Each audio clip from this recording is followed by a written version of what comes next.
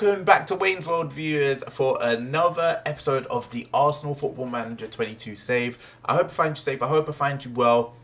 If you enjoyed the last video, be sure to let me know in the comments down below. And if you are enjoying the series in general, feel free to hit the like button on this video.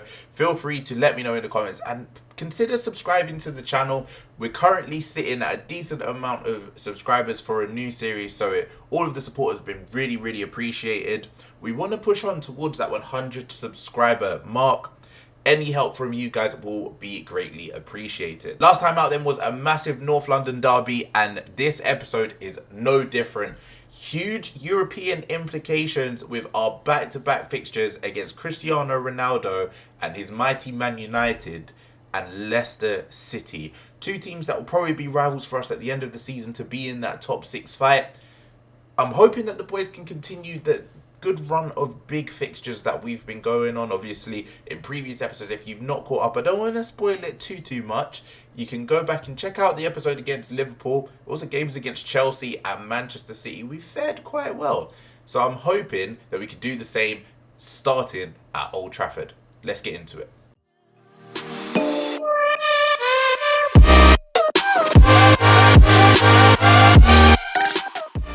Let's get you caught up then. We haven't done too much since the last episode, but as you can see here in the table, 16 games gone, we are currently sitting in 3rd place. Leeds are still on their fairy tale run up in 2nd. We're joined with Man City, who have seemed to turn things around. A few episodes ago, they were down in about 12th, I think it was, but now they've gone on a good run of form, and they actually beat Manchester United last game out. I think it was 3-1 to Manchester City. Chelsea are up in 6th. Man United are down in 7th. And the surprise package so far, Leicester, down in 15th place. It'll be interesting. Is Brendan Rodgers still at the club, or has he been sacked? No, it looks like he's been sacked. Or did he leave for Newcastle? Let's have a double check of their management history. He was sacked, and he was sacked about 2 weeks ago. So that's now at least 4 management changes in the Premier League. We mentioned Chelsea sacked Thomas Tuchel, Spurs sacked Nuno, Brighton sacked Graham Potter, and now obviously Leicester sacked Brendan Rodgers as well. That's an interesting amount of managers being sacked so early on in the season. Speaking of Chelsea and Spurs, have they managed to hire anyone else yet? So Chelsea, nope, they've still got their caretaker manager. As for Tottenham as well, they've still got their caretaker manager. There's been a lot of rumours, obviously, in the news. It seems as though they've been linked to the likes of Conte and Joachim Low and people like that. How about Brighton? What are they up to? Have they managed to hire a new manager yet? They have. They brought in Steven Gerrard from Rangers. That's interesting. I would have thought that Gerrard might have been an option for Leicester potentially. Obviously, we've just seen him go to Aston Villa following their sacking of Dean Smith. So it will be interesting to see how Gerrard fares. Graham Potter, has he got a new job yet? I wouldn't be surprised if he maybe went for the Rangers job as well. But there's a lot going on in the managerial merry-go-round. As for us, we're comfortable with Arsenal. We're doing really well in the top 4. And last time out then, looking at our schedule, we played Brentford and it was a 1-0 win. Yet again, a goal from Pierre-Emerick Aubameyang, who has been absolutely fantastic in front of goal this season. Looking at the Premier League, he is still, I believe, the top goal scorer in the league. Let's check it out here. Yeah, 15 goals for him. Cristiano Ronaldo follows it up with 13. We don't really have anyone else after him to score our goals. Looking at our top goal scorers list here, Aubameyang's got 15 and then Koeman follows up with 2. So we need to do a little bit better at spreading those goals around. And moving forward with the January transfer window in mind, solidifying and getting some better and more attacking options and going back to that 2-striker formation that we had at the start of the season is definitely something that we're going to be looking to do. Squad news then, Granit Xhaka has asked to leave the club. He's not been getting a lot of minutes. Obviously, we brought in Nkunku, we've got Thomas Partey, Lokonga is a superstar in the making, and we also brought in Dennis Zakaria as well. Granit Xhaka has not been playing as much, and he has asked to leave because of the lack of minutes, and he mentioned that he wants to be back in international reckoning. So during the January transfer window, hopefully we can get some decent money for him. We'll be looking for around the 15-20 million mark. Although he's on the transfer list, I'm sure there's going to be some disrespectful offers coming in, but that could help us fund a new striker, a new attacker, something like that. Another interesting one then is Nicola Pepe, who is gathering interest from Newcastle and their money bags. I'd love for them to come and throw us with a huge offer.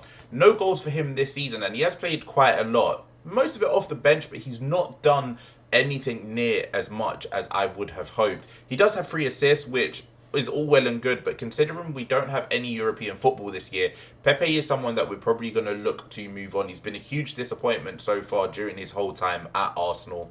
And again, with Kingsley Coman, with Emil Smith-Rowe, with Ødegaard, with the likes of Bukayo Saka as well, we are quite stacked in those wide areas. We've got Martinelli, who can play there also, but a more attack-minded winger, somebody who can get goals from those wide positions, might be someone that we're looking into for the near future as well, potentially. But that's for a future episode. That's for the January transfer window, which will be coming up to soon. Let's kick off with the Manchester United game at Old Trafford. One of the best things about the Premier League is there always seems to be a big fixture around the corner, and this episode's no different. If you're following me over on Twitch, it's quite similar with my Juventus save TV/WaynesWorld20_, where in Italy there's always a big fixture.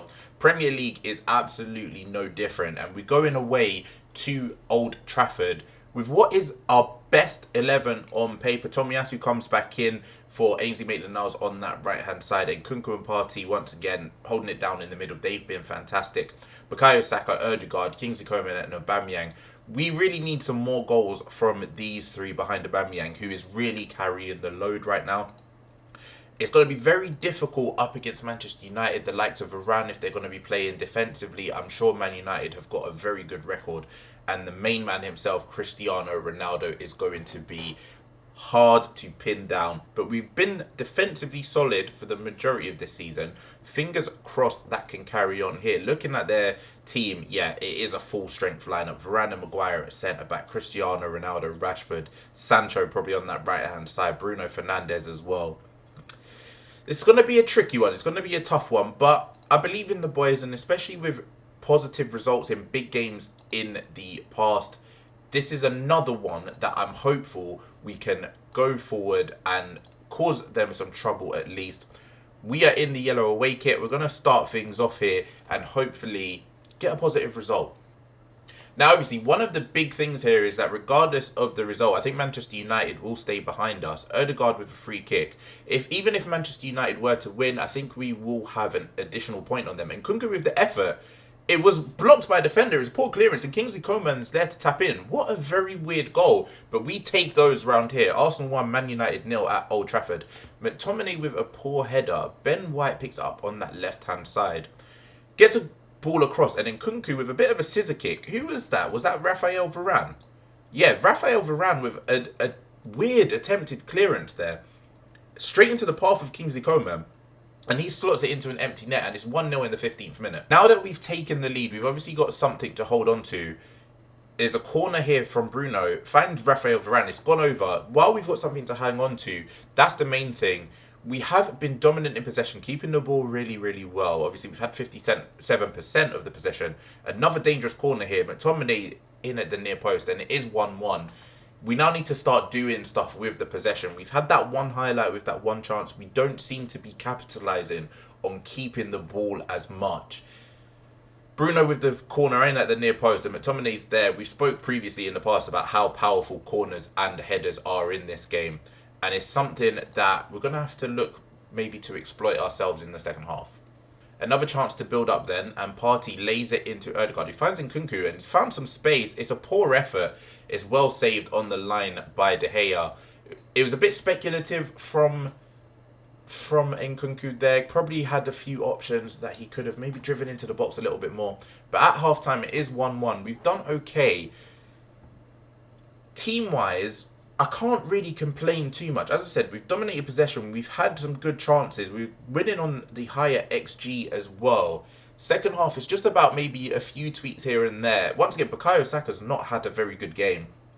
What we're going to do, looking at things on our side, we're going to tell the boys they've been unlucky, because I do feel as though we deserved to take the lead in at half-time. One set piece from Manchester United, and they've brought themselves back into it. We're going to switch Saka and Coman. Coman has the goal, which is great, But Saka, we need to get him clicking and firing on all cylinders if we're going to finish in Europe. It's a bit of a curious one because I thought he would be a lot better in terms of his production. We need to change that. 65 minutes played and nothing has happened of note again in this second half. It has been a really, really quiet one. It seems like a bit of a cagey affair. Kingsley Coman is getting a bit tired, so we're going to take him off and bring on Nicola Pepe, and we're going to switch Saka again to that right-hand side. The switch to move him to the left hasn't really done as much as I would have liked. So we need to figure out what it is. What we might do is we might change him from an inverted winger to just a pure winger on support, seeing if we can maybe get him a little bit further up the pitch and get him a little bit more involved. Or alternatively, what we could do is we could make Ødegaard as more of an attacking midfielder and let Saka be an advanced playmaker on that right-hand side. So we'll get two guys trying to find Aubameyang, trying to find Pepe and set them up with chances. Maybe that might bring out the best in Saka a little bit, but we still have some time. We've got Emil Smith-Rowe on the bench who we can obviously bring on. 1-1 at Old Trafford is not a bad result at all. And looking as things stand in the Premier League, if it were to stay like this, we'd be in fourth. Man City winning at the minute. Who are they playing? They are playing against Tottenham, and it's 1-0 to Man City. They're going up to second. Liverpool seems to have checked out in the league. They seem to have got things wrapped up at the minute. Again, final 10 minutes then. Still no action of note in this second half. It's been a really quiet game. We're going to take this, I think, at Old Trafford, a 1-1 draw. Another point against a big team. We can't complain too much about that. Time ticks away then, and it is full time. Arsenal 1, Man United 1. Again, pass was wide. We passed the ball really well there. Absolutely dominated possession. Dominated the ball. They had way more chances, which I'm not really surprised by given the quality of their attack. Cristiano Ronaldo seemed to have a good game, but we managed to keep him quiet. The one goal coming from a set piece, a McTominay header, thinking of the context of the season, a 1-1 draw against Man United at Old Trafford is never, ever bad. Can't say we are too disappointed with that result at all. Again, away at Old Trafford, it's always going to be tricky. They're probably always going to be favourites, regardless of who they're playing against, unless it's the likes of Manchester City. We can take that little bit of confidence into this away game against Leicester. Again, they've still not hired someone. They've still got their caretaker manager, and we saw against Tottenham that didn't really give us the advantage that we would have liked, or as much as an advantage as we would have liked. We did come away with the victory against Spurs. Let's do the same against Leicester. These are big games in the race for the top 4, top 6. Looking at the Premier League and how it stands after 17 games, Liverpool 10 points clear at the top. Unless Manchester City can do something special, it seems as though the title is heading back to Anfield. Man City, I'd imagine, now will be safe and secure in that second place, and then unless they go on a monumental blip. It seems as though third down to about 7th, everything is all really close. Leeds are doing really well. We're doing quite well. Wolves, another team that are exceeding expectations this year, and they've got a game in hand. I don't think they can jump us unless they score 10 goals against probably Spurs or Leicester. Who is that game in hand against for Wolves? If it's against Spurs, it will be interesting if Spurs did us a little favour there. But their next game is against Leicester, and they play today. So it will be good to see if Wolves do get a positive victory against Leicester. Leicester down in 15th place in the league, so they're going to have to start turning things around as well. But we can be proud of our first half of the season. I think that we will be in and around the top 4 once it comes to the halfway mark, and that's all we can really ask for. Here we go then, a second game of the episode, and we've made a few changes to the lineup just because we want to freshen things up a bit. We want to make sure that, given the festive fixture schedule, we don't get too many injuries. We don't have too many people going down with fatigue issues. So we have brought in Callum Chambers on this right-hand side at fullback. Ben White, Rob Holding and Kieran Tierney fill out the defence. We've changed the pivot in midfield. Thomas Partey and Nkunku step out, with Lokonga and Zakaria coming in. Kingsley Coman keeps his place on the left-hand side following his goal against Manchester United. Our top goal scorer, Aubameyang, as well, stays up front, but we've brought in Emil Smith-Rowe as an attacking midfielder and Ødegaard as the advanced playmaker on that right-hand side. What we are now going to try and do is we're going to play with a playmaker out wide and a more attacking midfielder centrally, and hopefully that can maybe bring about a little bit more attacking impetus from some of these players as well. First highlight then at the King Power Stadium, and it is Odegaard with the corner, whips it in at the near post. Aubameyang's there and he's hit the bar. Another good opportunity from a corner, and it's well cleared by Wilfred Ndidi. We have started the game on the front foot here. 25 minutes gone, and we've had way more shots, a lot more shots on target. Obviously, we've hit the bar with Aubameyang, dominating in possession as well. We just need that goal to hopefully take the lead and then push on from there. We are the much better side. I want to take advantage of it, but with time ticking away until the end of the first half, it remains 0-0. Start of the second half then, and we've not made any changes, but we are going to up things to positive. Here's Odegaard with a free kick, gets it just off target. It just goes over. Another decent opportunity, but once again, we're still the better team. Another highlight straight from the goal kick, and Rob Holding does well to header it clear. Can we build up something down this left-hand side? Kieran Tierney has done well for us for the majority of this season. We just now need to hopefully get him towards the byline and get in a few more assists. And that's a great ball into Kingsley Coman, who finds a ball across to Aubameyang, who is there. He doesn't miss those with the form that he is in. It's a header from Aubameyang at the back post. A lovely clipped ball from Kingsley Coman. 1-0 to Arsenal in a game that I am really, really sure we should be capable of winning by 2 or 3 goals given the way we've played. Kingsley Coman gets the clipboard in at the far post. Aubameyang's there to header it home, and we now hopefully can push on 2 or 3 goals here. We definitely would like a more convincing win than we've seen over recent episodes and in recent performances. It's a lot of 1-0s, 2-1s here and there. Clean sheets are fantastic, but we need more goals. Can we get one here with another corner? Martin Odegaard whips it in. Zachary is there, and it is 2-0. That now should be game over. We have absolutely dominated this fixture, something that I am so happy with. King Power Stadium is never an easy place to go to. Odegaard gets his assist, whips it in, and Zachary is there, beating Vestergaard, and it's 2-0 to Arsenal. Another highlight. Time has ticked away. It is the 87th minute. A clean sheet would be fantastic here. Some nice play between the defenders and the midfield. But it looks as though Leicester are pressing higher up. Try not to lose the ball. Saka finds Martinelli, who passes it into Smith Rowe. Zachary then gives it back to Martinelli. He's through on goal. Is it 1v1? He's hit the bar.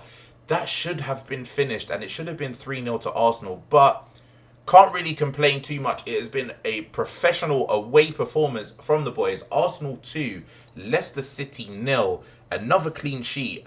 Defensively this season, we have been brilliant. The boys have really deserved that clean sheet. I think that they have done us proud in these big games. Away to Manchester City, we picked up a good result. Away to Man United, we picked up a good result. Away to Chelsea, another good result. And now away here at Leicester.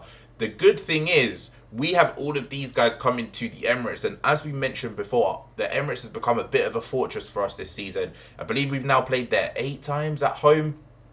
8 victories, and it's been comfortable for us at home. Getting these guys to the Emirates, if we can keep up that good run of form, I definitely think that top 4 is on the cards for us. We're going to push through this festive fixture list. We've got Leeds up next at home, and Leeds seem to have gone off the boil a little bit. Obviously, they were pushing earlier on up in second place, but 3 Premier League defeats in a row to Wolves, Southampton, and then a 2-0 defeat to likely Premier League champions Liverpool. We're catching them at the right time. We'll get through that fixture. And the next time we will see you for an episode then will be maybe the Liverpool versus Manchester City double header there. We played them in a previous episode. Be sure to go and catch up if you haven't done so already. And it was that exact same double header. Let's see if we can match those good results that we had against them. Thank you so much for watching the video. As always, if you are enjoying the series, if you are enjoying the content, feel free to hit that like button down below. Feel free to subscribe. Everyone is welcome in Wayne's World. We'll keep pushing forward, and let's see if Champions League football is coming back to the Emirates. We're looking good. Things are looking positive. We now just need to capitalize on the good start to the season. Take care, stay safe, and I will see you for the next one.